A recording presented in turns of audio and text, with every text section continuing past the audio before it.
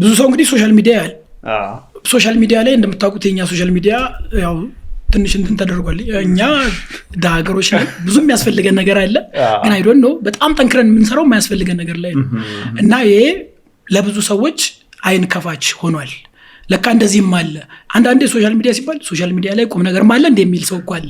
እና ዩቲዩብ የኢትዮጵያ ዩቲዩብ ላይ እንደዚህም ነገር አለ። እንግዲህ የሃርቫርድ የየል ምናምን ክላስ ዩቲዩብ ላይ ማግኘት ትችላለህ።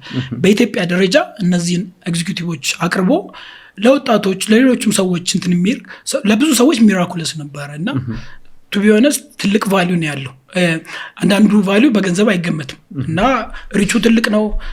እንደዚህም አለ ወይ ብዙ ጊዜ እኛ ሀገር ሮል ሞዴል ፍለጋ ብዙ ሰው ይባዝናል። ታውቃለህ ሮል ሞዴል ማነው ሲባል በቃ ስናጣ ቢልጌት ዋረን ባፌት ምናምን እንላለን። አማራጭ የለንማ።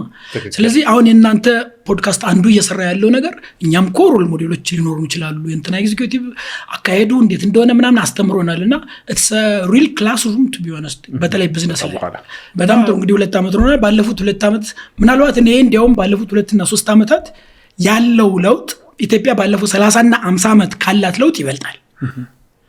እናው ሜጀር ነገሮችን እንኳን ብናወራ ለምሳሌ የገንዘብ ሊበራላይዜሽን 1 ዓመት አካባቢ ብቻ ቢሆነው ነው አይደል?